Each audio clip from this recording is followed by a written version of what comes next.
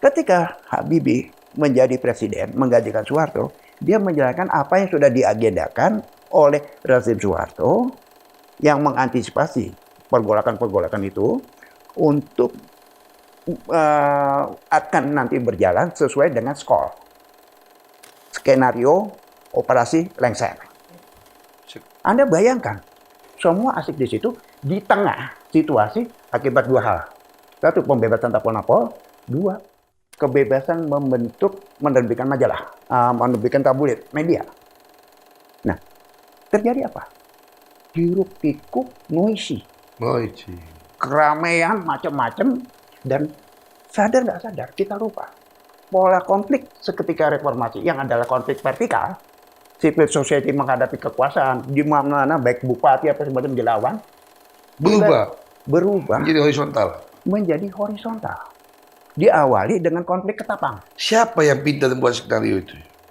Masalahnya bukan hanya idealnya menyelamatkan pembangunan yang sudah dirintis oleh Jokowi, pembangunan yang relatif baik. Walaupun menurut aku sebenarnya kita harus audit. Audit infrastruktur, audit kereta cepat, audit KIKN, audit macam-macam. Anda ini kayaknya bagian sakit hati ya? Enggak. Aku nggak ada kaitannya. Aku masa bodoh kok. Lah kok baru bicara sekarang? Kenapa nggak periode pertama? Dari awal. Dari awal.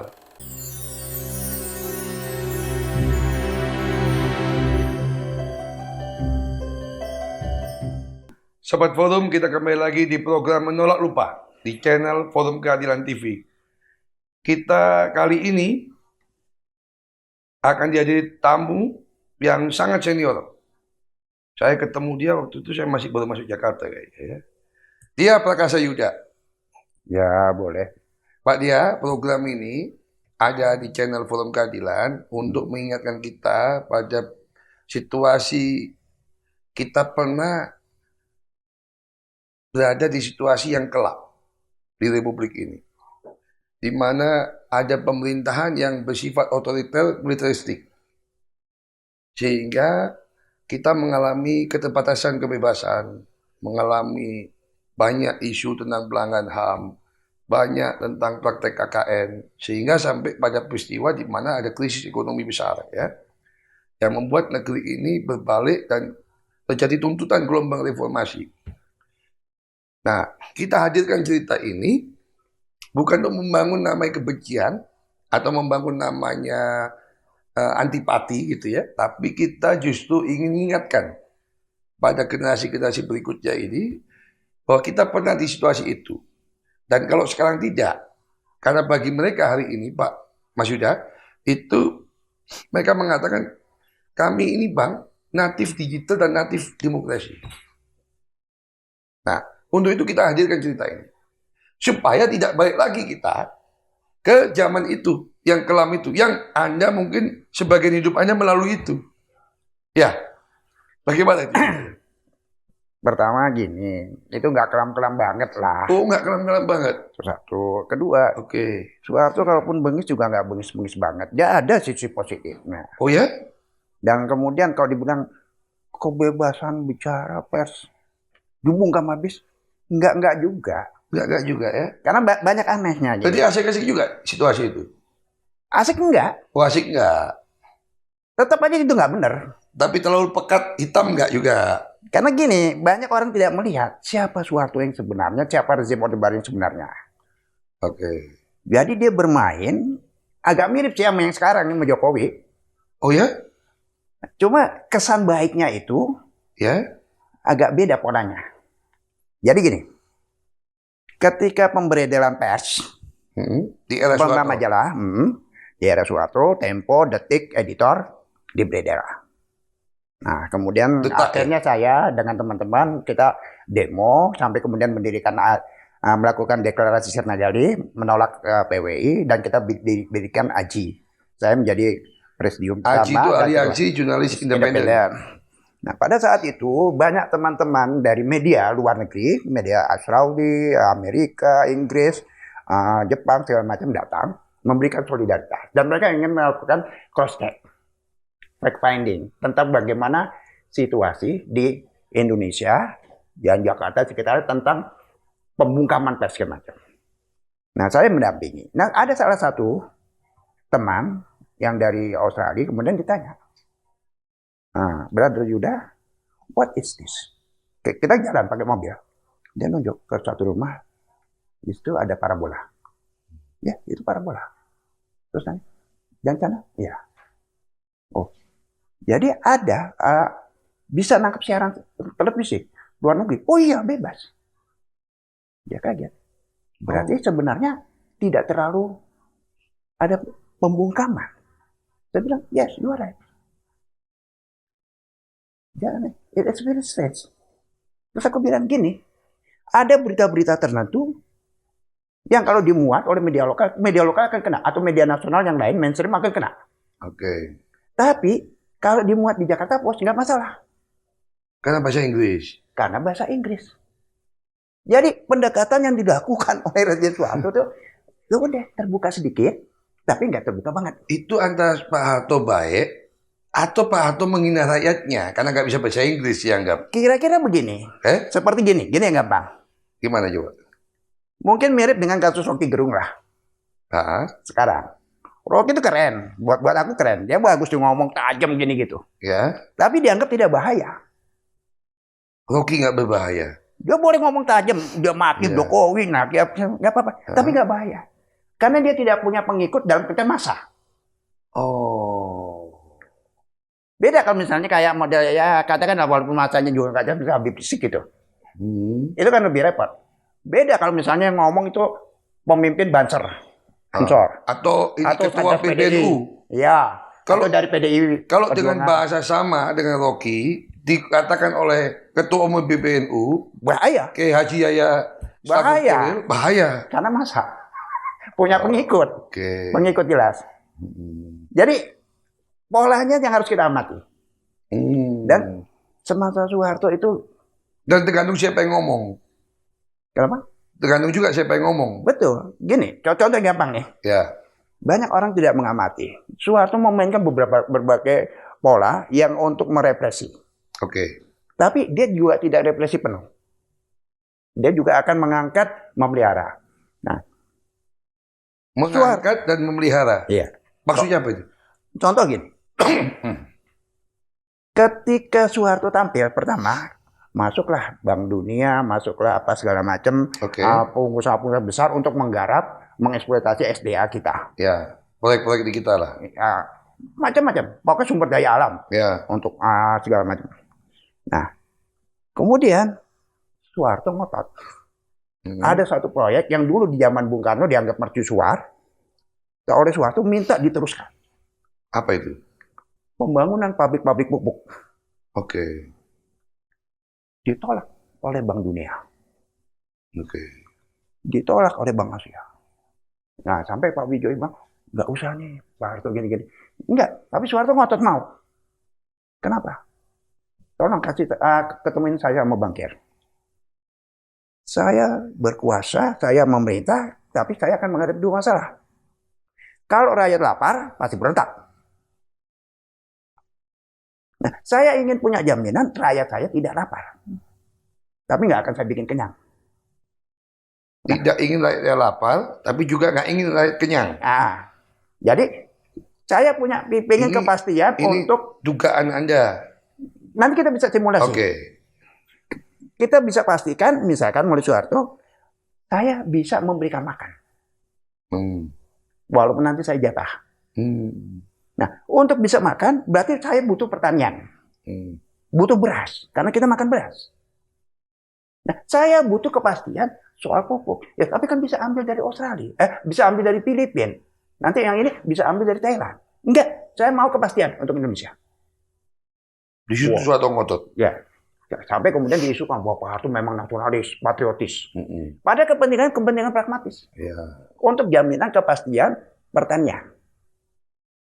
Karena itulah dia dulu bikin swasembada beras. Bukan swasembada pangan, swasembada beras. Nah, kaitannya kemudian adalah Soeharto memainkan politik konsumen dan produsen. Konsumen itu pedesaan, konsumen itu masyarakat kota, produsen itu masyarakat desa. Nah, petani ini dibikin senang sama Soeharto, dipastikan. Melalui KUD. Iya, walaupun juga tidak boleh senang-senang banget.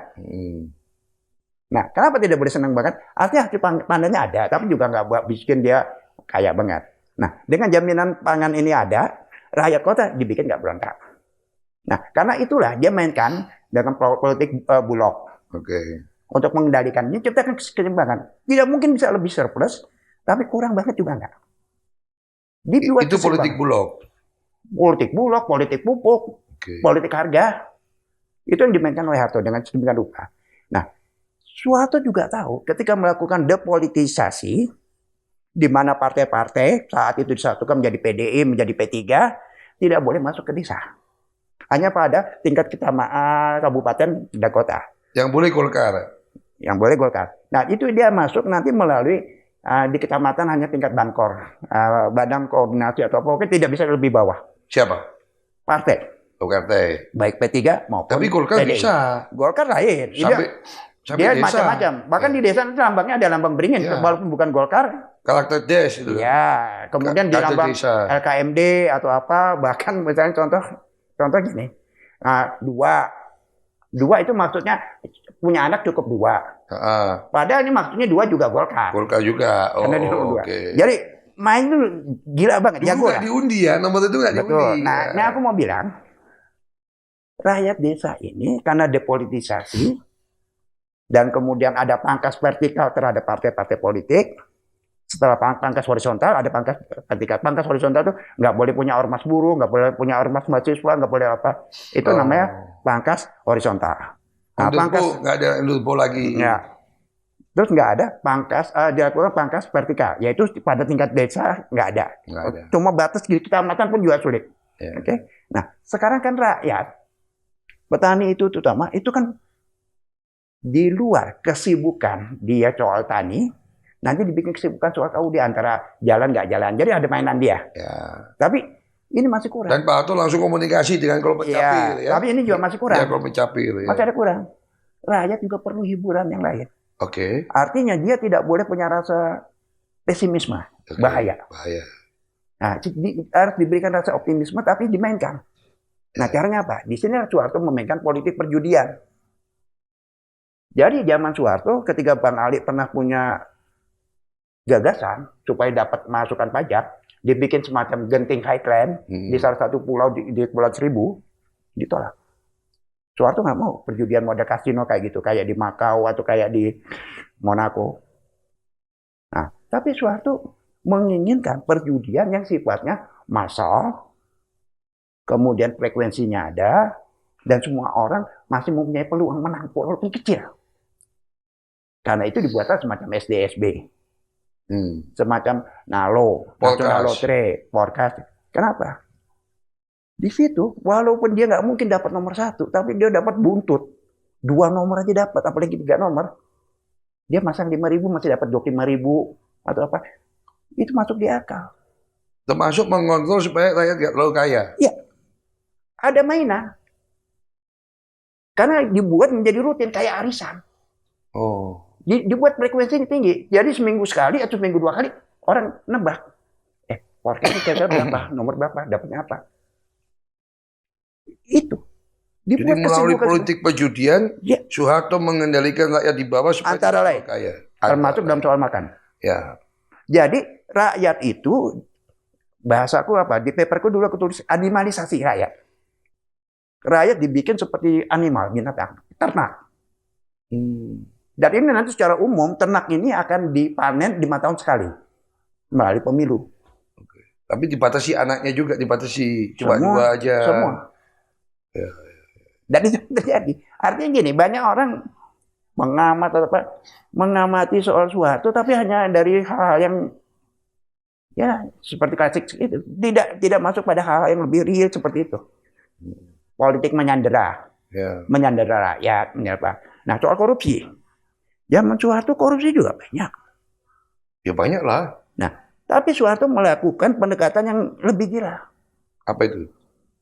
Ini namanya penyandera, politik menyandera pendukung, yang kemudian juga dilakukan oleh Jokowi tapi dengan pola beda.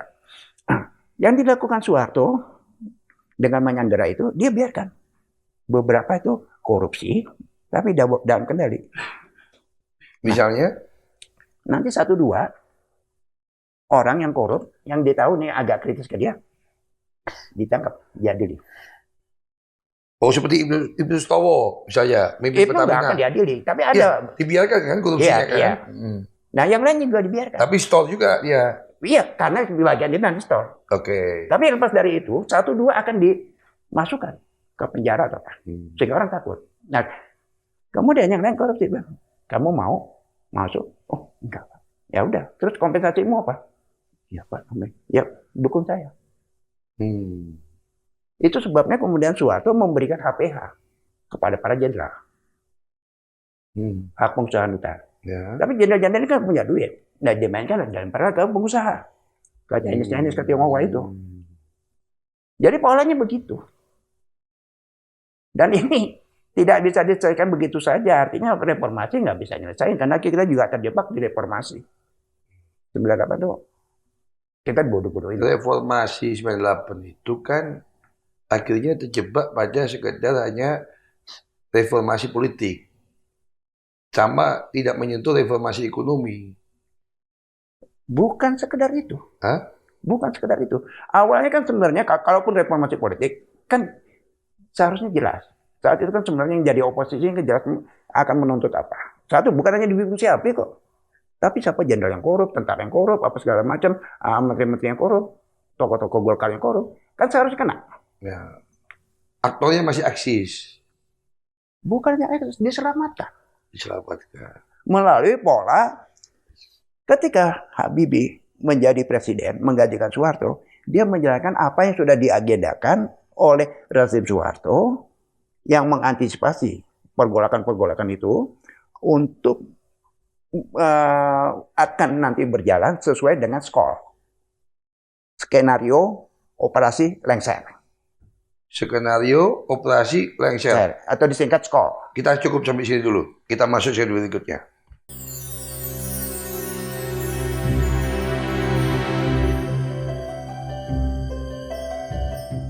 Sobat Forum, kita masih bersama dengan Mas Yuda.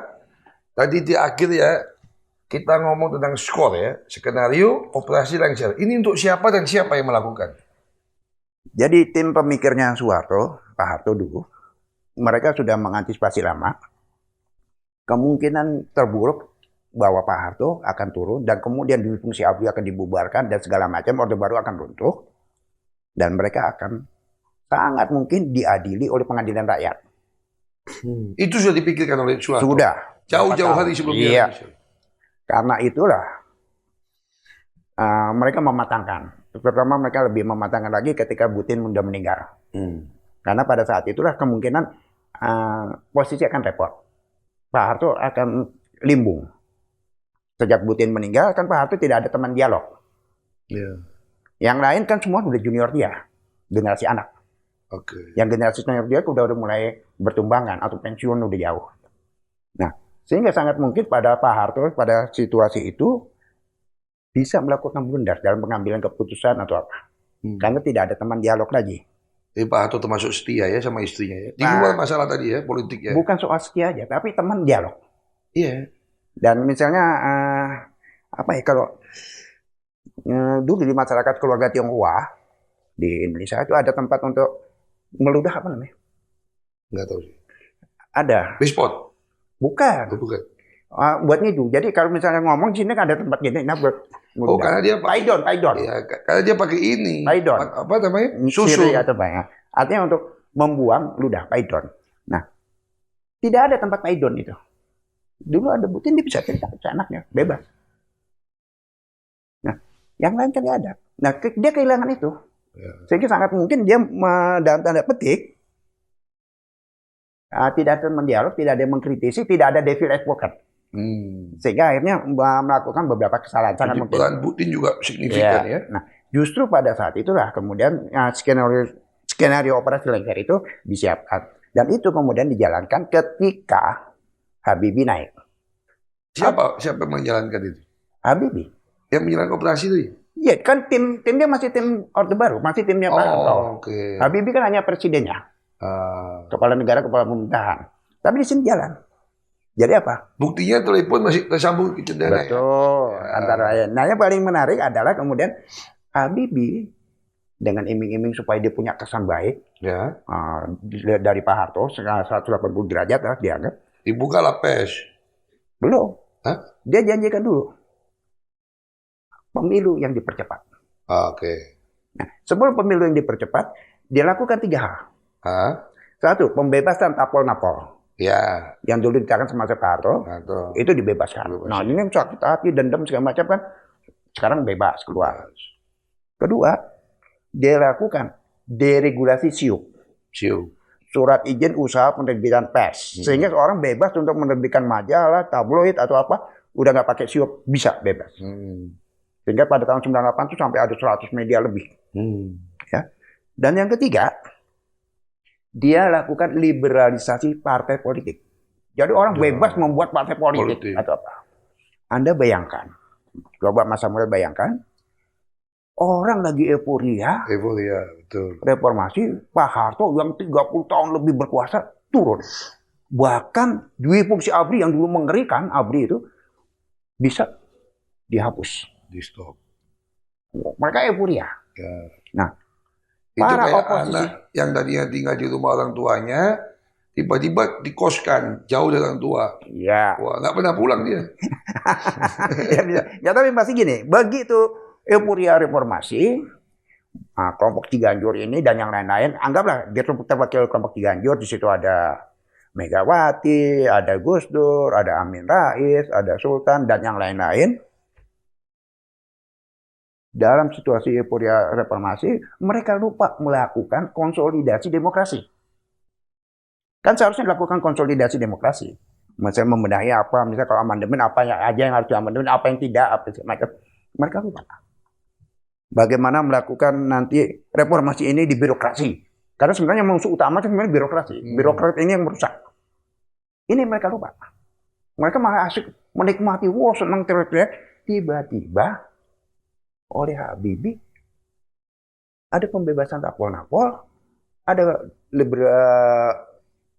deregulasi SIUP, dan ada liberalisasi pembentukan partai politik. Liberalisasi pembentukan partai politik ditambah dengan janji pemilu yang dipercepat. Nah, syahwat berkuasa muncul di Amin Rais, kemudian Dur, kemudian Mega. Mega waktu itu udah punya partai. Itu masuk dalam skenario tadi ya? Masuk. Karena Mega kan tetap dia udah sejak awal di partai. Tapi kemudian Dur, dia pikir, gue balik ke NU lagi. Oke, kalau gue dirikan PKB. Syahwat politik yang kemudian menggebu-gebu itu masuk dalam skenario, tujuannya apa? Supaya pecah. Supaya pecah. Sehingga tidak bisa konsolidasi. Tidak konsolidasi. Karena sejak awal. Dan tidak menghabisi akhir rejim sebelumnya. Tunggu, sebelum. Oh, belum. Yang penting kekuatan lawan ini, yang oposisi yang menggulingkan rezim Orde Baru, kekuatan Orde Reformasi, pecah dulu. Dan mereka tahu, kekuatannya minimal ada 2 kekuatan besar. Sebenarnya kira-kira 3 atau 4. Yaitu kekuatan nasionalis Soekarnois, yang terwakili oleh Mega, kekuatan Islam kultural, yang terwakili oleh Dur, terus kekuatan Islam yang lain, di sini ada Amin Rais, dan kekuatan yang nasionalis yang lain. Dia dipecah. Nah, dengan janji pemilu yang dipercepat, kemudian pembentukan partai, orang yang syahwat politiknya ada kan buru-buru balik ke kandang. Buru-buru ngediriin. Nah, Dur kemudian mendirikan PKB. Ya. Amin, kalau Muhammadiyah didirikan PAN, apa segala macam. Dan yang lain-lain.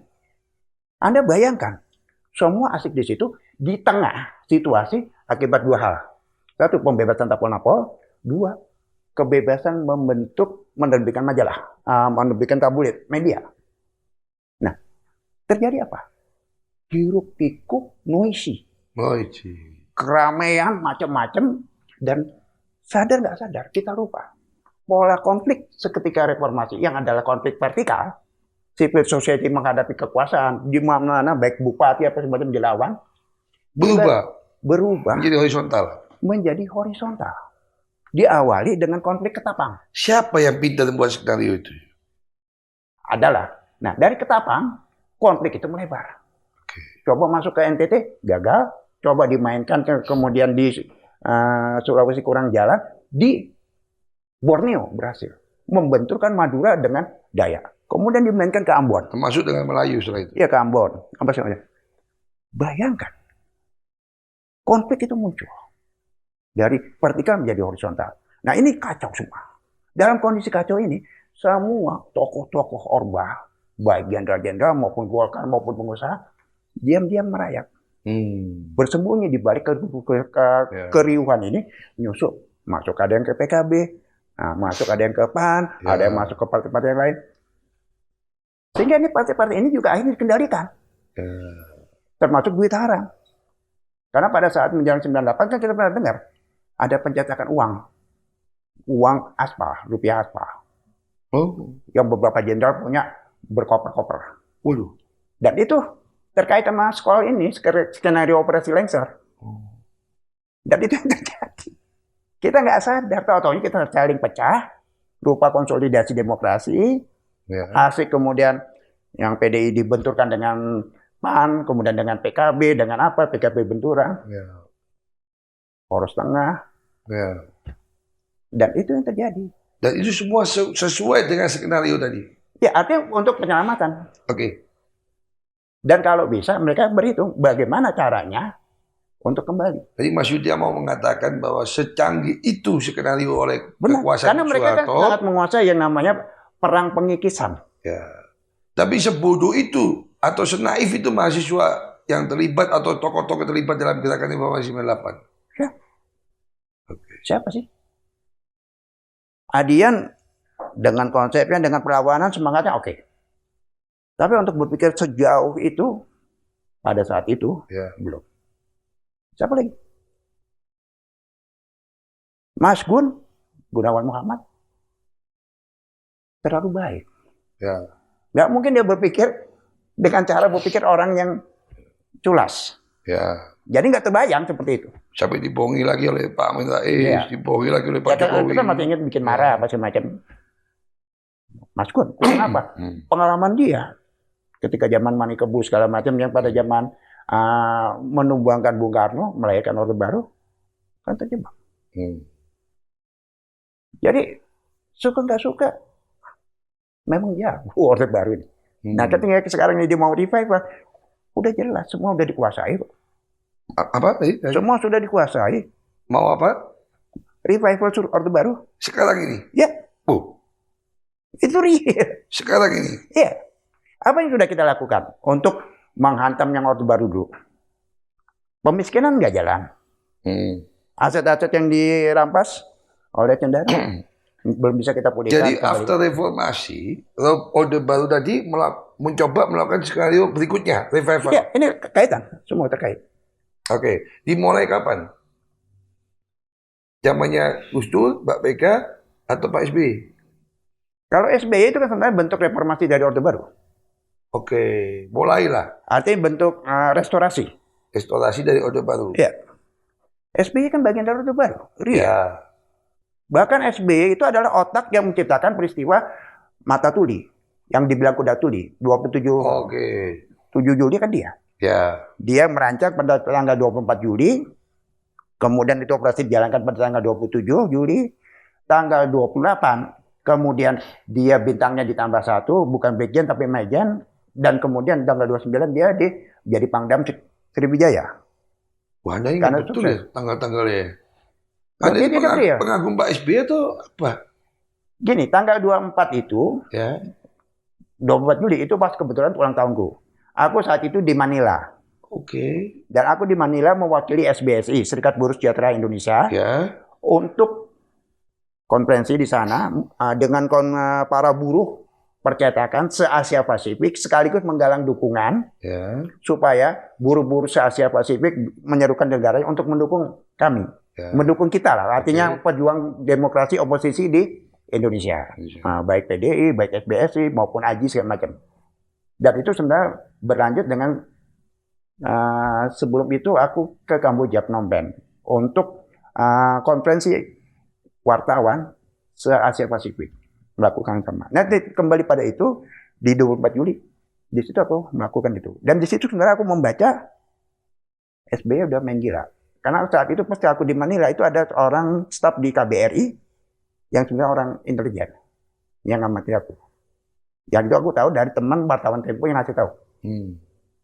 Jadi dimulai zaman SBY itulah revival Orde Baru itu mulai menapakkan Ya. kakinya dan masuk pada Pak Jokowi. Ada yang berkata SBY itu kan bagian dari Orde Baru karena terlibat mulai 27 Juli misalnya yang bisa kita lihat sebagai apa napak tilasnya gitu ya. Nah, di Pak Jokowi ini apa yang bisa kita lihat? Emangnya Pak Jokowi terlibat di era Pak zaman Pak Harto? Kan tidak. Justru itu yang menarik. Pada zaman Pak Harto dia kan tidak dikenal, tidak tahu. Oke, Saat reformasi kan kita tidak tahu. tidak tahu kita. Dan kita akan ungkap pada segmen berikutnya. Iya.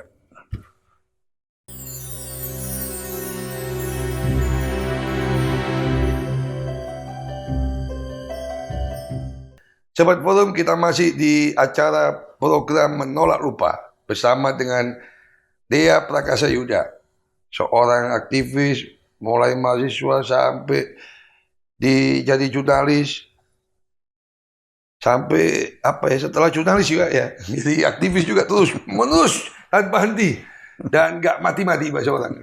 Luar biasa. Mas Yuda, kita kembali lagi. Anda tadi sempat menyinggung soal habis Pak SBY punya rekam jejak yang jelas untuk diklaim sebagai bagian Orde Baru. Sedangkan Pak Jokowi itu di mana poinnya? Orang pasti akan bertanya-tanya, Anda ngarang, Anda lagi mimpi. Jokowi itu luar biasa ya. Ya. Kira-kira posisi Jokowi itu sekarang ini apa ya istilahnya? Kalau mau pinjam istilahnya Eros Jarot, dia menyebut Jokowi itu sebagai the nobility evil kings. Jadi Raja Iblis yang dimuliakan. Raja Iblis yang dimuliakan. Jadi yang ngomong siapa ini? Mas Eros. Eros Jarot. Nah, Waduh, sentimen betul Mas Eros ini. bukan tajam sekali. Artinya gini, kita coba salah. Kita melihat keiblisan Jokowi. Tetapi dia tuh raja iblis yang yang dimuliakan.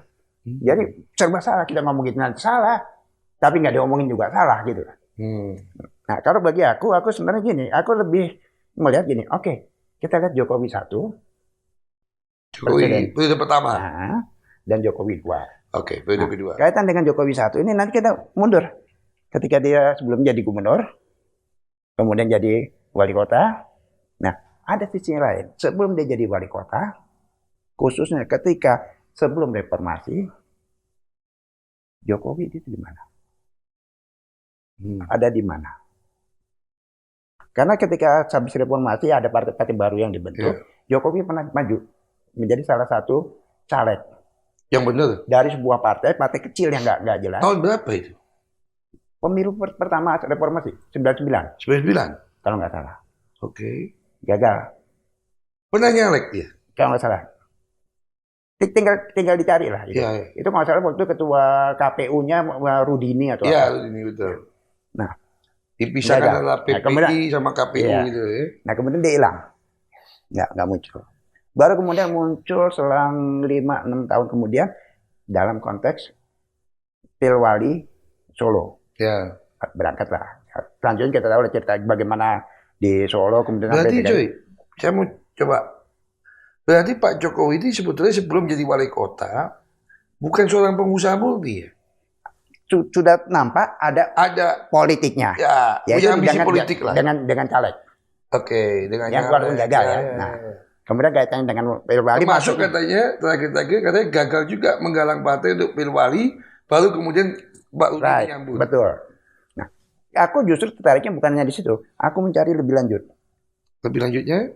Semasa reformasi dan sebelum reformasi. Sudah lulus beliau? Di mana Jokowi itu ada? Ya, sebelumnya. Dari situ aku tahu dia pernah di Aceh. Aceh itu. Bahkan kemudian sempat juga dia pernah di Papua. Di Papua? Di Papua juga. Sama dengan di Aceh? Pasti di pegawai BUMN?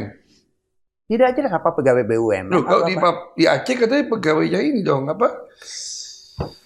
Apa itu? Hutan itu? Pasti. Apa? Coba dicek dong. Oh gitu ya? Karena kayak urusannya jadi nggak jelas nih. Seperti misalnya ijazah dia. Kan juga nggak jelas. Apakah betul di Gajah Mada atau apa. Atau Mungkin pernah Gajah Mada, tapi apakah lulus apakah kita nggak tahu. Ini Ya. persoalan. Ini kan banyak hal yang tidak jelas di Jokowi. Ketika dia di Aceh, ketika dia di Papua, dan di Aceh itu juga di remote area, Maksudnya remote area itu? daerah yang terpencil, jauh dari pusat keramaian, Ya. yang dalam tanda petik saat itu masuk Orde Baru kan kita tahu itu kan daerah Operasi militer. operasi militer, gitu, di Aceh dan di Papua. Kok dia bisa tenang? Ya. Kok bisa hidup? Kau bisa hidup. Survive lah di situ ya. Kan menarik. Coba. Saya mau coba menebak arah Anda ini. Anda mau mengatakan Pak Jokowi itu bagian dari ini, sipil yang dipakai oleh militer. Aku nggak tahu. Mungkin iya, mungkin tidak. Atau sebaliknya, dia yang memakai militer. Oh gitu ya. Bisa aja kan? Tapi nggak mungkin lah sipil memakai militer. Wah, hebat betul ya. Kenapa kita nggak tertarik sama yang diangkat Jokowi undercover? Si Bambang. Apa itu? Yang bilang Jokowi itu siapa? Yang membongkar apa? Ijazahnya Hah? benar. Dan kemudian sampai dibilang, jangan-jangan Jokowi ini PKI. Ya, dan waktu itu dikatakan dia Iya, masih usia muda. makanya si penulis ini, si Bambang ini, Masa PKI balita ya, gitu sampai dia kan. kemudian masuk penjara. Ya. Yang menarik adalah ketika dia ditawari oleh Jokowi melalui fasilitas coba memediasinya lewat supaya ketemu di tempatnya Osmond Satoudang. Di situ si penulis ini, si Bambang ini ditawari supaya buku itu jangan diterbitkan. Nah, tergantung dia mau minta duit berapa atau jabatan apa. Itu katanya pesan dari Jokowi. Oke, kita coba meninggalkan yang bersifat basi, spekulatif. Kita kembali ke tadi. Di Aceh, Papua. Lalu kita tarik ke sekarang. Apa hubungannya Mas Yan? Berarti Anda mau mengatakan dia bagian Orde Baru lah, meskipun tersama lah. Begitu. Kalau Pak SBY terang-terangan jenderal, mungkin lulusan Akmil tahun sekian. Mungkin kalau dibilang bagian dari Orde Baru juga nggak kuat-kuat banget. Tetapi bahwa dia mungkin bermain dengan ex Orde Baru sangat tinggi. Sangat tinggi. Disitulah dia gampang sekali ketika ketemu RBP di sesi berikutnya setelah dia wali kota. Karena ini persoalan agenda. Dan RBP mungkin juga gampang cross check ya. Siapa dia? Iya. Kalau dia bagian dari sistem sebelumnya. Begitu kan? Iya. Artinya ada simbiosis mutualistis antara Jokowi dengan LBP. Tidak perlu checking panjang lah. Ya itu pasti. Itu terjadi. Dan soal bisikan-bisikan yang awalnya dimulai oleh Kodari soal 3 periode, gampang diterima. Iya. Karena dia paham lah kalau saya berpikir itu. Nah, kenapa LBP punya kepentingan itu dan kenapa Jokowi punya? Ya. Masalahnya bukan hanya idealnya menyelamatkan pembangunan yang sudah dirintis oleh Jokowi, pembangunan yang relatif baik. Walaupun menurut aku sebenarnya kita harus audit. Audit infrastruktur, audit kereta cepat, audit KIKN, audit macam-macam. Anda ini kayaknya bagian sakit hati ya. Enggak. Aku enggak ada kaitan. Aku masa bodoh kok. Lah kok baru bicara sekarang? Kenapa enggak periode pertama? Dari awal. Dari awal. Karena bagi aku ini menarik. Oke. Dia agak beda. Yang lain masih bisa kita lacak. Dia nggak terlacak. Dia nggak terlacak. Itu yang aku bilang. Pada periode yang saat itu, dia ada di Papua, dia ada di Aceh. Jangan-jangan itu menarik. Dulu ingat nggak kita kerja aktivis dulu kalau dimaki sama Orde Baru tuh. OTB. Nah, jangan-jangan dia OTB. Organisasi tanpa bentuk dia. Nah iya, makanya ketika si Bambang itu bikin buku Jokowi Undercover, itu kan yang menarik. Dan kemudian dia ditawari. Ya Pak, jangan dibahas lagi. Itu kan buku buat orang masuk penjara, Pak. Loh, tapi ditawari. Kita diskusi supaya lagi. Jangan masuk penjara, jangan Pak. diterbitkan, ditawari duit, kompensasi, dan ditawari jabatan. Ya. Kalau itu buku nggak benar, atau misalnya 100% nggak benar, kan ini kan mungkin ada 50-60% yang benar di buku itu. Oke, kita jangan terjebak yang nggak benar nanti. Nah, sekarang kita masuk, Pak. Kalau Pak Jokowi itu dianggap minimal lah memahami, paham pada sistem kerja Orde Baru, kemudian makanya dia mau melakukan ini semua. yang kemudian menimbulkan sakit hati para pendukungnya yang kita mati Jokowi ini. Berarti Orde Baru hari ini sampai tahap apa? Sudah hidup kembali, masih mencoba bangun dari ranjangnya atau apa? Gini lah, nanti nggak jelas yang dimaksud Orde Baru apa sih? Ya tadi lah, era-era di mana yang Anda bilang tidak kelam-kelam amat tapi tetap. Ya, ya.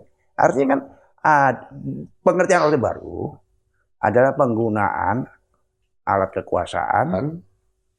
untuk menyandera atau memainkan, memanipulasi Lawan demokrasi. politik. Ya, demokrasi. Memanipulasi Oke. demokrasi. Memanipulasi. Hanya untuk kepentingan elit dalam tanda petik oligarki. Oligarki. Kan begitu kan? Ya. Itu yang terjadi di Orde Baru. Dan Di mana rakyat logistik itu. semua. Jadi ada semacam penindasan, tapi juga tidak ditindas-tindas banget. Ya. Petani beruntung loh. Ya asal kita Zaman Pak Harto. nggak nyemoni dia Pak ya nggak apa-apa. Iya, zaman Pak Harto. Kemudian juga wartawan media kan, pemilik media kan diuntungkan zaman Pak Harto. Jadi nggak menindas amat. Nggak. Aktivis, wah waktu itu Tapi yang kencang, Anda tapi kan katakan kemudian tadi, nanti disekolahin. Ya terukur lah, diukur. Iya. Ya kayak air dalam gelas kan. Ternak, Nggak mungkin tumpah. iya ternak, diternak. Diternak ya. Jadi nggak jelek-jelek amat Orba. Artinya nggak menindas amat, tidak totaliter banget seperti di Itu bahasa Amerika enak, Latin. tapi diternak itu yang saya agak mengganggu Animalisasi. jiwaan saya. Animalisasi. Animalisasi. Itu ciri Orde Baru kan. Ya. Nah, kalau begitu, Hari apa ini- bedanya dengan Jokowi sekarang? Bahkan sejak Jokowi 1. Oke. Sama. Artinya Orba sudah bangkit lagi, udah kuat. Makanya dia ingin Sejak SBY. Makanya dia ingin penggantinya adalah yang punya juga gen Orde Baru. Tidak. Dia ingin mendirikan kerajaan. Dan di sini yang dilakukan sama Jokowi adalah sebenarnya agak mirip dengan Soeharto. Kalau Soeharto dulu ada yang dilupakan, kita nggak lihat Soeharto apa. Dia polanya dalam melakukan pemerintahan, dia selalu punya super minister. Super minister pertama adalah para staf ahlinya ahli mutlak PCS. Super minister kedua adalah Sudarmono. Super minister yang ketiganya adalah Habibie. Super minister yang keempat adalah Tutut, tapi keburu jatuh. Nah sekarang juga ada kan? Sama. Ketika Jokowi ini, siapa? Itu Opung, Luhut. Ya. Nah, kita kan nggak bisa melupakan. Ada apa sih Toba Sejahtera kaitannya dengan Raka Buming itu perusahaan anak-anaknya Jokowi? Tapi begini Pak, kalau si Pak Jokowi itu ingin kemudian membangun tadi dinasti yang melestarikan nilai-nilai Orde Baru tadi minimal, lalu penggantinya sekarang pun ditetapkan adalah orang yang punya genetik Orde Baru, tapi apakah dia paham kan ini genetik gagal Pak? Enggak, ini Pak Samuel ini keliru.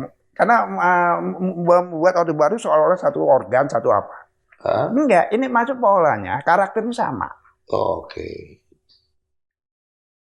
Yang paling real, Jokowi lebih terbuka, lebih telengas daripada Soeharto. Kalau Pak Harto masih ada basa-basi, masih ada santunnya sebagai orang Jawa, ada budi pekerti, masih bisa ngomong dengan enak. Pak Jokowi ini enggak? Jokowi kalau apa setuju yang dibilang sama Rocky, bajingan. Nggak malu, orang netizen. Dia lakukan ini dengan telanjang suka-suka. Mas Yuda mau mengatakan Pak Harto lebih sopan. Sangat. Tampilnya baik, simpatik. Jokowi ini nggak tahu malu. Kayak anaknya juga nggak tahu malu. Dan dia melakukan apapun seperti nggak malu. Dianggapnya rakyat tolol. Dia udah merasa dirinya sebagai raja. Jokowi menganggap rakyat tolol. Iya. Ini dugaan Anda tuh. Sikapnya, perilaku dia. Oke, bisa ya. Satu, orang sudah mempersoalkan soal alutsista, apa segala macam. Itu dia masa bodoh. Oke. Apalagi dia mempersoalkan. Orang sudah mempersoalkan soal MK. Dia masa bodoh. Diterabas. Dan dia masa bodoh. Dia menganggap itu nggak salah. Karena mungkin penasihatnya, Pak. Nggak ada urusan penasehat. Penasihat mana? Saya dengar itu penasihatnya selalu ngomong Pak Jokowi yang punya S1 cuma 12%, rakyat ini 88% Iya. yang S1. Iya, iya. Itu kan sama dengan tadi. Iya. Tapi penasihatnya siapa? Menganggap rakyat tolol. Iya. Karena 12% Iya. yang pintar. Iya. Diabaikan lah. Iya. Itulah yang baca Tempo, baca Kompas, baca Forum Keadilan, apa itu kan. Itu diabaikan cuma 12%. Iya. Sekarang bayangkan, Kaisang baru 2 hari, kemudian jadi ketua umum. SI. Dia kan tidak bicara proses, tidak tahu apa. Kan ada unggah-ungguh, kan ada etika. Emang Jokowi tahu etika? Enggak, dia nggak peduli. Astaga. Dia nggak Jokowi tahu. tidak punya etika. Dia tidak sama sekali. Artinya punya kayak rasa malu? Enggak. Jadi dia memainkan pencitraan juga emang gila itu. Kalau seorang anak apa dia Jokowi? Disebut apa dia? Gini, ada satu video yang beredar. Ketika Gibran di Solo, entah apa kesel atau gimana, ketika itu ada pengawalnya atau stafnya yang sedang diwawancara, pakai masker, dia copot masker gitu aja. Ya karena katanya ajudannya salah, Ya. maka tidak ambil tindakan. Ya oke, salah, tapi kan nggak begitu main set gitu aja. Orang lebih tua. Ya tadi bapak mengatakan bapaknya kayak begitu. Loh, bukan. Nggak punya Karena etika. apa? Bayangkan, Gibran tidak punya etika. Ya berarti bapaknya udah katakan juga nggak punya etika. Karena dia tidak dididik etika.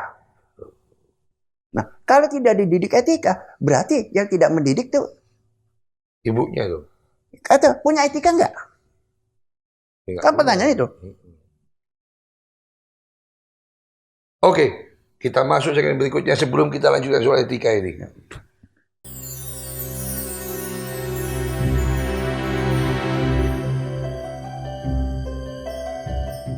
Sobat Forum, ini suasana memang panas, kayak kena El Nino ya. Kita ini lagi berbincang dengan seorang aktivis tulen ini, Mas Dia Prakasa Yuda. Mas Dia, menurut saya kita perlu lihat dulu ke belakang lagi di akhir segmen ini. Ketika Anda dalam posisi sekarang ini, Anda menceritakan berbagai hal tadi, itu dimulai kapan Anda beraktivitas sebagai aktivis ini? Mulai mahasiswa? Waktu SMA aku pernah mau ditangkap polisi gara-gara ngomong cepet apa bensin ngambil. Sebenarnya aku mulai Di mana SMA-nya? Aku dulu di SMA Katolik tapi dikeluarin. Masuk di SMA negeri 5 filial, jadi sekarang jadi SMA negeri 30. Di Jakarta? Gitu. Jakarta. Oke. Anak Jakarta lah Anda ya? Iya, sebenarnya aku mulai aktif-aktif itu kan SMP. Aku udah jadi redpel majalah sekolah. Oke. Aku udah nulis, aku udah berteater, nulis puisi, menjadi pemain sandiwara teater, kemudian OSIS lah kayak OSIS gitu di SMP, terus SMA. Kemudian nular lagi. Kuliah di? Itu SMP Fransiskus, Ya. SMA Fransiskus. Kuliah kemudian aku diterima di UI, aku ambil jurusan kriminologi. Kriminologi UI. Oke. Nah kemudian aku ya aktif lah, aku bikin diskusi taman di FISIP UI apa segala macam. Waktu itu kampus Rawamangun.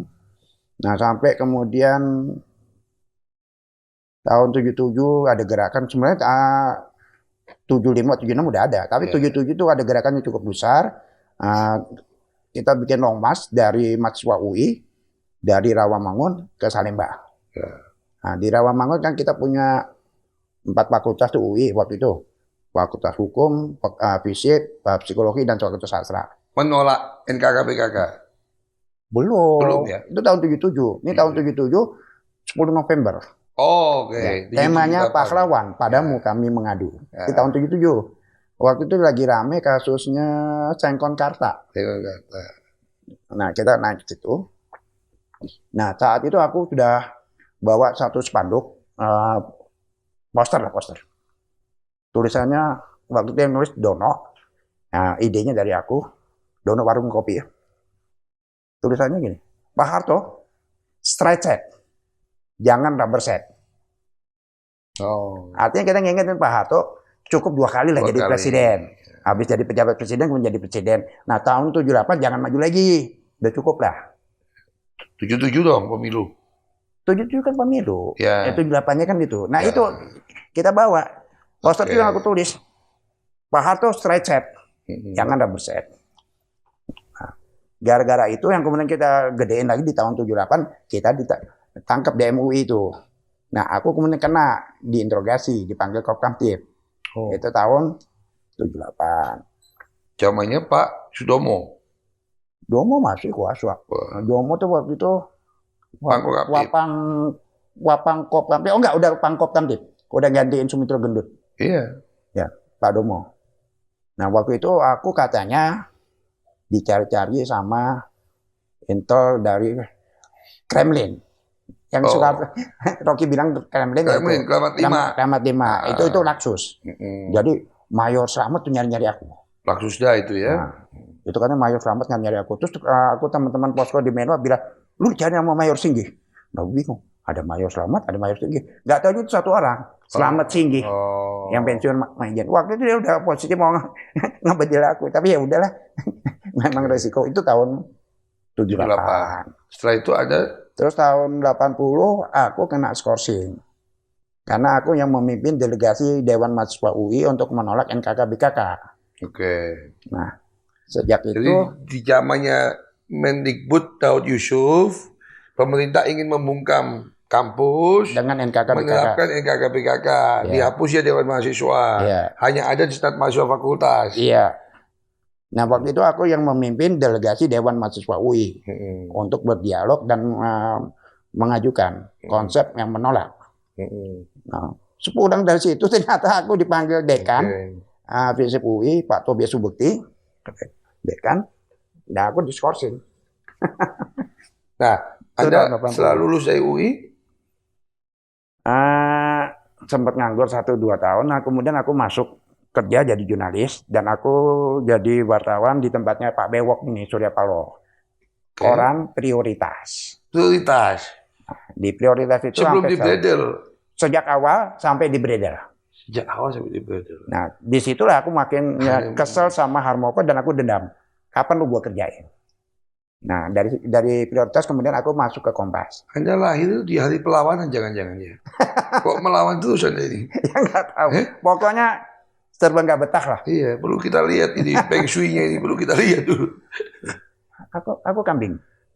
Bukan, itu kan dalam lagi tuh jamnya, kambingnya apa, bisa dipetakan itu. Kambing air atau kambing air? Tahun 55. Tapi lepas dari soal itu, Oke. kemudian Habis prioritas di Bredel, ke Kompas. ke Kompas. Nah, di Kompas aku hampir Anda nggak 9 tahun. frustasi? Habis prioritas yang nakal, Kompas yang tertib. Nah, di situ kan aku gerilya. Oke. Karena prinsip bagi aku, ketika kita mau masuk ke media tuh ada 3 sikap. Oke. Satu, kalau kita anggap bahwa polisinya, editorial polisinya nggak cocok sama kita, nggak usah masuk. Pindah cari lain. Kedua, kita masuk, tapi larut. Habis. Ya udah ngikutin dia, ngikutin si media itu. Ketiga, masuk dan bergerilya. Nah, aku masuk Anda pilih Kompas, yang ketiga. ya, dan aku gunakan gaya bahasa prioritas. Cuma aku padukan. Artinya aku tetap kritis, tetap apa. Bahkan ketika aku pertama kali masuk Kompas, aku sempat diledek sama ada juniorku dari FISIP UI yang kemudian jadi redaktur di tabloid bola, yang kemudian nanti dibaca oleh RCTI menjadi komentator olahraga, Linda Wahyudi.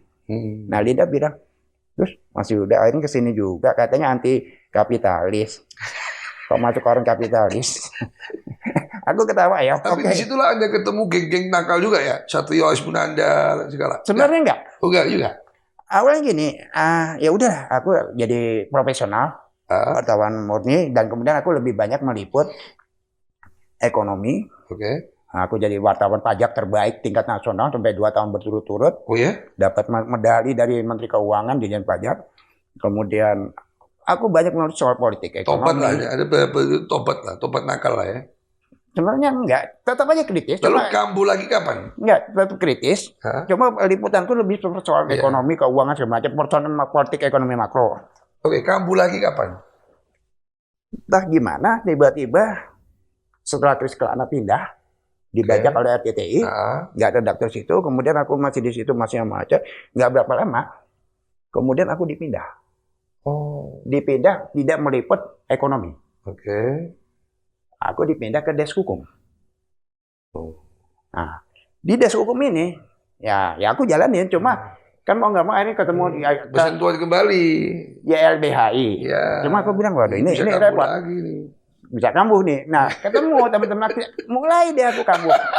Dari situlah kemudian aku aktif di SBSI, Ya, ya, Serikat ya, ya, Buruh. ya, ya, ya. Nah, kemudian ada pemberedelan. Ya. Nah, semangatku sebagai aktivis, Aktivis kambuh lagi lah. ditambah lagi ini mengenai profesi kita langsung, langsung. ya udah. Jadilah Aji. Nah, jadilah Aji. Akibat Aji di Kompas ya. Ajinya sebenarnya nggak terlalu masalah. Oke. SBSI nggak terlalu masalah. Ah, Tapi kan ada sesuatu yang dibikin Aji, yang menandai reformasi kemudian berjalan. oke. Sebelum Aji itu kan melakukan sesuatu sampai sebelum 27 Juli, peristiwa 27 Juli, dan sebelum reformasi. Apa yang dilakukan oleh Aji? Apa itu? Kamu lupa mungkin.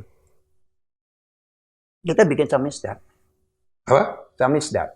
Yaitu majalah media yang non-siup. Jadi tanpa surat izin usaha penerbitan pers, tapi kita bikin. Namanya independen. Yang kita cetak hanya sekitar 500, tapi yang beredar bisa 5.000 bahkan 50.000. Ada fotokopi kan? Karena fotokopi dijual lagi. Dan orang saat itu butuh. Ya, ya, ya. Karena yang isinya tentang berita secara lebih jujur, objektif itu ada di Aji. Ya. Ada di independen. Ya. Dan itu tanggung jawab kami dari Aji. Oke.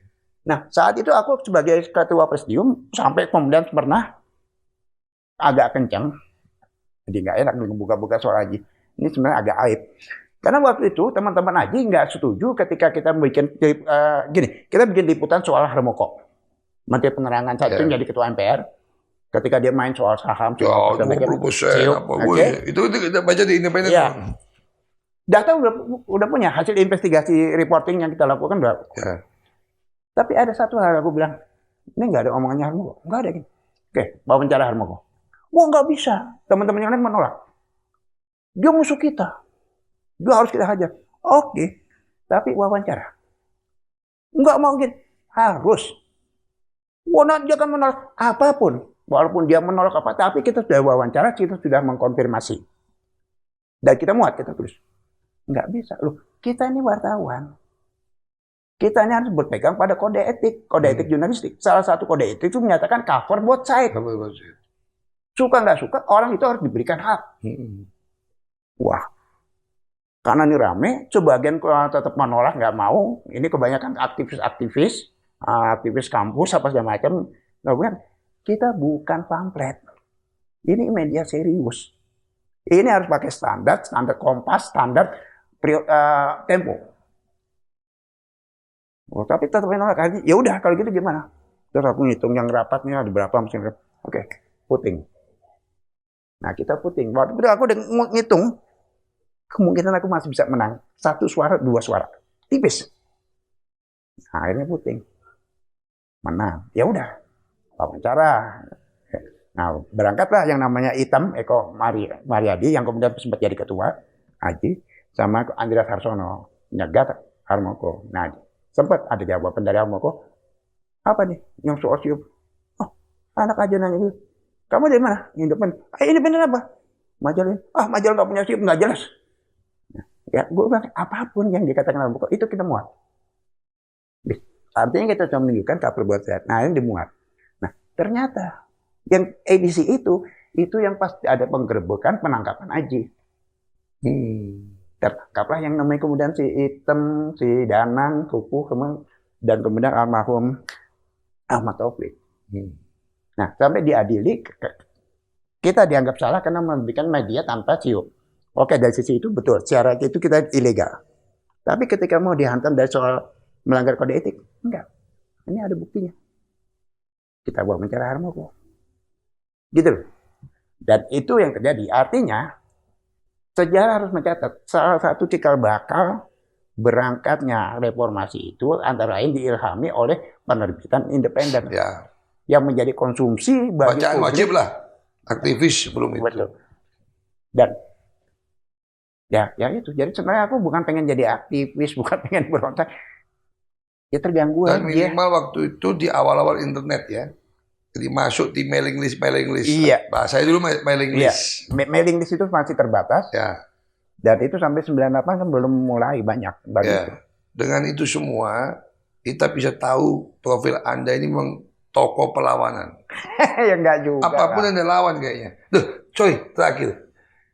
Ketika habis itu Anda keluar atau dikeluarkan oleh Kompas?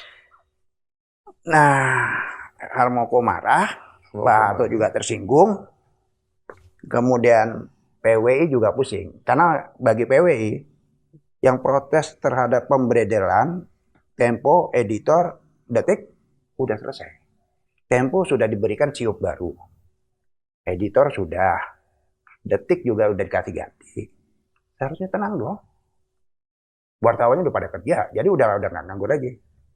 Cuma mereka lihat ini masih bergerak juga nih siapa. Nah mereka menemukan. Detik itu jadi detak ya? Ya.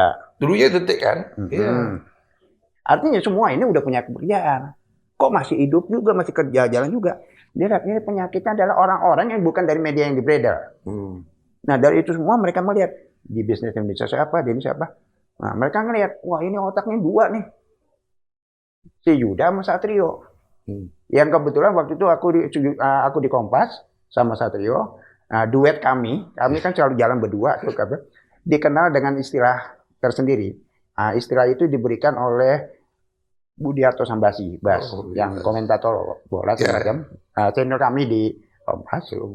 Jadi dia komentarin duetnya Yuda sama Satrio adalah The Beauty and the Beast. The beauty-nya itu Satrio, orang yang bersih, santun, sholat, haji, anaknya baik lah. The Beast-nya Yuda. Dan dua-duanya dikeluarkan. Ya kita dipaksa keluar. Nah ketika kita dipaksa keluar, tapi dapat pesangon lah ya. Nah tepatnya bukan gitu. Tepatnya gini, mereka ini dipaksa. Kompas dipaksa. Tadinya Kompas tuh hanya ingin mengasingkan. Jadi Satrio akan dibuang ke Wina, Eropa. Aku dibuang ke Ambon. Oke, kalau lokal sama internasional. Nah, ya karena aku The Beast ya cukup di Ambon. Nah, The Beauty boleh lah di Wina. Itu rencana mau gitu. Tapi kemudian nggak jadi. Karena mereka tetap nggak terima. Terus aku bilang ke Satrio, ini repot nih yuk. Kenapa? Boleh jadi bukan kita diasingkan, tapi dipindahkan. Nggak jadi wartawan. Maksudnya, lo pasti diangkat jadi supervisor atau kayak manajer muda di toko buku Gramedia atau apa. Lah ya. Nah, lo enak, masih lihat yang manis-manis, ada AC. Lo ya, terus lo gue jangan-jangan suruh jagain parkir, komandan parkir. Kira-kira kayak gitu, karena aku The Beast kan. Tapi ternyata nggak gitu. Rupanya lebih tekan. Karena habis penangkapan itu, kita harus dipecat, dikeluarkan. Nah, Kompas nggak punya alasan buat mecat. Karena secara administratif kita penuhi semua. Kita kerja baik, apa segala macam. Secara prestasi, aku bisa tunjukin beritaku tetap headline, tetap apa, dan aku bikin berita bukannya kualitatif, kuantitatif aku juga cukup banyak. Habis dari situ kemana? Tunggu dulu. Karena itu sekarang persoalannya bagaimana? Kita harus mundur. Aku bilang, yuk kita siap mundur. Oke. Satrio juga waktu itu iya juga ya. Tapi Satrio waktu itu gemeter. Untuk pertama kali dia merokok. Tangannya gemeter. Aku bilang, gini yuk. Kita ini ada kemungkinan dipecah. Lo dibaik-baikin sebagai beauty, gue akan diinjak sebagai The Beast. Kalau kita melakukan itu, kita hancur. Tapi kalau kita kompak, beda. Nah sekarang syaratnya gimana? Ya udah, kita ngomong ke Eros dulu. Kita tanya ke Eros, Mas, piye caranya? Ya gini, kamu harus minta kompensasi. Ya tapi gimana? Cara mintanya? Eros juga pusing ya. Karena ini persoalannya kan nggak gampang. Menentukan angka juga susah. Harus bengong, kemudian diambil koran, dibaca Kompas, bentar. Dia bilang, ya udah gini. Kalau kamu nanti besok ketemu Pak Yakob, kamu ngomong gini aja. Udah, lo minta 1 hari iklan Kompas. Rio, lo minta juga 1 hari iklan Kompas. Dan omongan kalian itu rekam. Jadi kita dipinjam video kecil, bukan video apa? Mikrokaset. Ya, mikrokaset. Yang seperti ini kotak kecil. Nah, kau rekam. Itu aku rekam kemudian ketika mau Pak Yakob. Jadi aku ngomong ke Pak Yakob, ya udah, Ya kami kan nggak salah Pak, nggak ada kekurangan. Iya, tapi kalau ada apa-apa kan repot. Sampai kemudian pulang, iya kalau rezim ini jatuh, Yung menang, ini jadi menteri. Saya masuk penjara kata Peko. Wah, jangan ngomong gitu Pak. Kira-kira kayak gitu. Jadi gini, ya kami akan mundur. Ya saya senang kalau yang ngomong mundur. Ya sudah saya akan berikan kompensasi. Nah oke Pak, bicara kompensasi, boleh nggak kami mengajukan tawaran permintaan? Aku bilang apa permintaan? Nah aku sebagai juru bahasa ngomong, Pak setahun itu kan ada 365 hari. Ya, nah, Kompas kan tidak terbit pada hari libur tertentu. Katakanlah berarti kata 4-5 hari yang libur itu kita nggak terbit. Jadi masih ada 360 hari kan Pak? Ya, terus maksudnya, jadi kalau saya minta 1 hari aja Pak, 1 hari Pak, iklan Kompas. Dan 1 hari iklan Kompas, boleh dong? Kan, apa itu? Artinya apa itu? Ya Bapak tahu lah, kira-kira iklan Kompas 1 harinya berapa? Waktu itu iklan Kompas 1 hari nilainya itu 500 juta. Tahun? 1 hari. Ya tahun berapa itu? Tahun 1995. 1995. Jadi bayangkan. Dan itu pun orang mau masuk ke Kompas, itu iklannya antri. Dan itu orang bayar cash. Itu 1 hari 500 juta. Dan Anda dapat itu? Kaget Pak ya. Oh, di mana itu terserah. Artinya udah, nanti lah gitu. Udah selesai. Nah, nggak berapa lama kemudian Aceh telepon. Ini ada perintah dari Pak Yakob. Nah, ketemu lo sama Satrio. Rasanya itu sudah diberikan. Tapi aku bilang ke Satrio sebelumnya, yuk, kayaknya kita dapat. Cuma persoalan gini nih. Kita dapat anak 500 juta. Cuma seumur hidup kita dianggap tukang peres. Mau? Betul. Oh, enggak lah. Oke. Dan gue nggak akan ambil. Nilai 500. Jadi berapa? Kita cari tahu. Nilai tertinggi yang pernah dibayar Kompas. Nah, ada kasus Norka. Kalau nggak salah Norka 200 juta. Norka Mas Hadi? 200 juta, ya. Oh, juga dikeluarkan dari Kompas? Nah, tapi kasus yang beda. Oh. 200 juta, kemudian segala tunggakan oke lunas apa segala macam. Jadi saya bilang, ya boleh. Karena hitungannya gini yuk, kalau Soeharto ini masih kuat, lebih masih kuat, ya kita 3 tahun. Kalau nggak kuat, kalau dia masih kuat, kalau dia nggak kuat itu 3 tahun. Kalau dia masih kuat, bisa 8 tahun. Nah kita cukup nggak? 200 juta buat nutup itu, bukan masih cukup. Kita masih bisa sekolah, biaya sekolah, ambil kuliah. Oke, deal. Dan waktu itu aku bilang, nanti kalau udah, ya kita sisihin lah. Gue ngisihin 10 juta, atau apa, lu juga, kita ngasih buat teman-teman Detik, ke Eros. Kan setuju. Nah, dapatlah kita 200 juta masing-masing.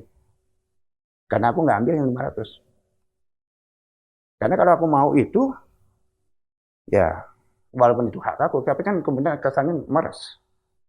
Orang waktu dengar gitu kan kemudian sama Pak Yakob itu dibocorin, diceritain. Wah, seolah-olah Yuda, Mas Satrio mau meres, Yuda mau meres. Sampai Julian Siombing almarhum, fotografer. Saking keselnya, wah enak banget. Ini kalau begitu gue berani. Mana? Merah putih, gue kencingin. Nah, kira-kira kayak gitu. Oke. Dan kita tunjukkan bahwa bukan itu. Kenapa kita minta begitu? Untuk melindungi teman-teman yang dari bisnis Indonesia, dari Sinar Harapan, dari apa, yang juga akan mengalami sama. Anak-anak. Setelah periode itu, ada apa aktivitas? Tetap jadi jurnalis di media lain? Masih kuliah. Oh, kuliah ambil kembali. S2 lagi di UI. Kemudian kita tetap di beberapa media. Nah, Satrio kemudian sempat kerja, aku lupa, Forum Keadilan apa Detik DR. Detik nomor 3. Kayaknya DR. Nah, cuma Satrio waktu itu kerja pakai nama samaran. Selamat. Nah, problemnya aku tidak ada yang mau nerima aku, walaupun pakai nama samaran juga nggak ada. Jadi akhirnya ya udah seada-adanya sampai kemudian setelah reformasi aku di beberapa media pindah-pindah. Dengan tetap melawan. Sebenarnya nggak ngelawan. Nggak ngelawan. Cuma menyuarakan apa yang ada. Kalau gitu sekarang, apa di periode ini, apa yang menjadi baik kita maupun generasi yang lain, apa yang perlu kita suarakan sih sebenarnya di hari-hari ini? Ya kita fair aja, jujur aja. Apa yang sebenarnya ada, yang terjadi kita buka. Ya tapi cuma memang kalau orang Jawa bilang ngono ya ngono, ini ngojo ngono. Artinya kita juga cukup tahu pada siapa kita bicara. Nah, Sesuaikanlah bahasanya. ya apa yang perlu kita teriaki hari ini?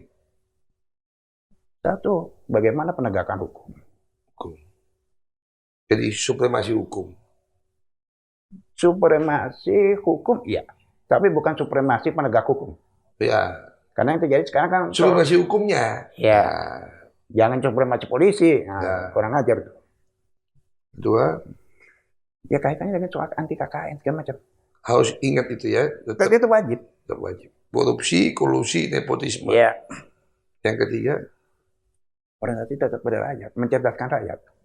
Hmm. Jangan bohong-bohongin rakyat. emang Pak Jokowi suka bohongi rakyat? Membohongi dalam arti 1-2 mungkin nggak terlalu terasa. Tapi secara umum, ya. Karena apa yang dilakukan kan sebenarnya lebih untuk kepentingan dia, dinasti dia. Apapun yang dikatakan, dan itu membohongi itu sebenarnya untuk kepentingan dinastinya. Sejak awal. Ketika di periode 1 dia terkesan baik, itu kan sebenarnya untuk menciptakan kesan supaya di periode kedua dia bisa main. Dan dari periode kedua kan awalnya dia minta 3 periode. Artinya kan dia udah punya kepentingan, udah punya. Ya kalau kepentingan dia kepentingan Republik, ini nggak apa-apa. Persoalannya apakah dia tahu konstitusi? Oke. Apakah dia tahu amanat Undang-Undang Dasar 45? Apakah dia tahu kunci dari semua orang mau ngomong Pancasila, ngomong soal NKRI? Sebenarnya apa? Baca aja pembukaan. Ada nggak di situ? Bahwa sesungguhnya kemerdekaan adalah hak segala bangsa, oleh karena itu segala macam. Terus sampai akhirnya Pancasila. Kalau Anda menduga bahwa rezim ini adalah revival atau kebangkitan kembalinya Orde Baru, berarti rezim berikutnya setelah Pak Jokowi ini, Orde Baru masih bagus loh. ya, Dia ada keinginan untuk membangun Republik ini, ya, ada keinginan membuat sesuatu lebih vulgar dibanding Orde Baru sekarang. Nah, bagaimana Orde berikutnya, rezim berikutnya setelah hasil pemilu ini? Dugaannya akan lebih vulgar lagi. Kalau Prabowo Gibran menang, ya. Prabowo kan ambisinya lebih pengen kuasa. Yang ada di otaknya adalah kuasa. Dia bukan bicara demokrasi, bukan bicara soal, dia bukan negarawan. Gibran, apalagi. Dan repotnya Republik ini udah begitu aneh sampai yang namanya hasil yang sesuai ekspertis itu nggak dipakai. Sebenarnya kalau kita mau jujur, Ya, hasil pemeriksaan psikologis, kesehatan jiwa, nggak lolos itu dua-duanya. loh, kok Anda tahu? Loh, bisa dibaca. Itu kan mereka punya kecenderungan mengidap bipolar. Dua-duanya. Ya. Pak Prabowo Subianto, Gibran Rakabumi Ketika dia masuk Magelang seharusnya ditolak karena kesehatan jiwanya tidak memenuhi syarat, ada kecenderungan bipolar. Dia kan juga bipolar.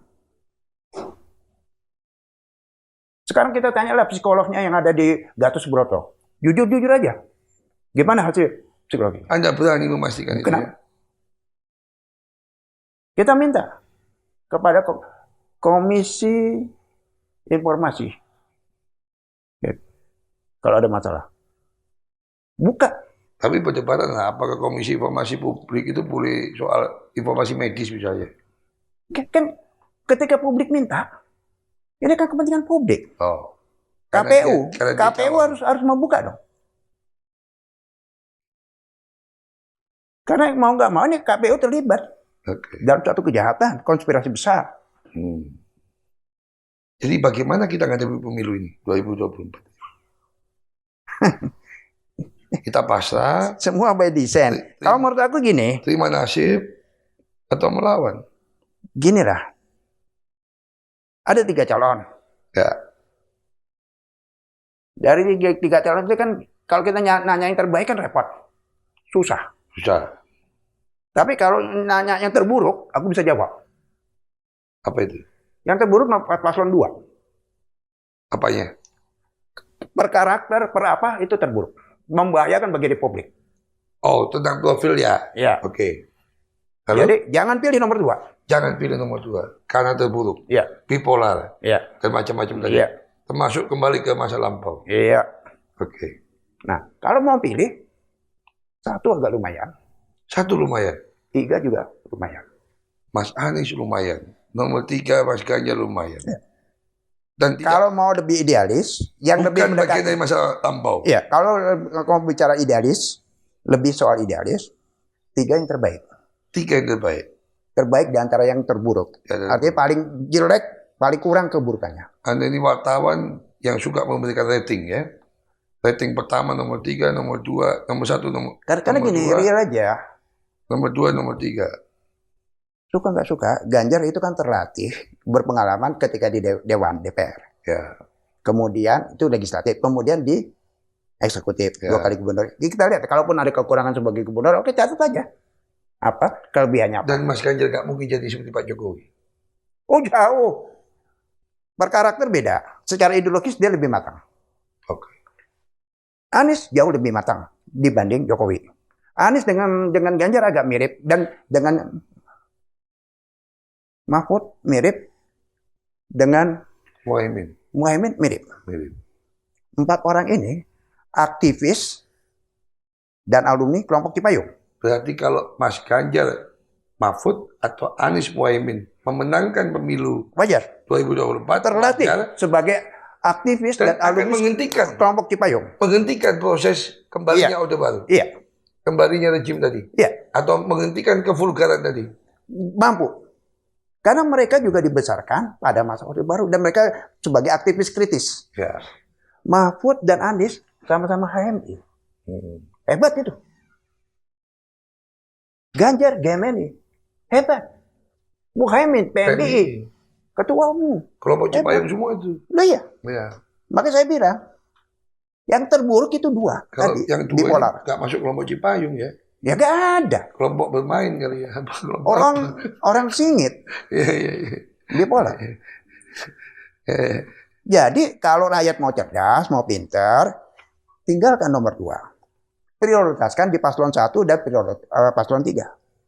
Jadi Dan Sobat kalau Forum bisa, menolak lupa, termasuk juga mempergunakan kecerdasan supaya kita tidak kembali ke masa lampau, menatap masa depan menuju Indonesia 2025 yang adil dan sejahtera bagi seluruh rakyat Indonesia. Demikian kesimpulannya dari yang Mas Yuda katakan. Jangan sampai salah pilih. Pilih yang sesuai apa yang ada di hati Anda. Berdasarkan referensi dari Mas Yuda. Terima kasih. Terima kasih Mas Yuda. Selamat sore. 1-3.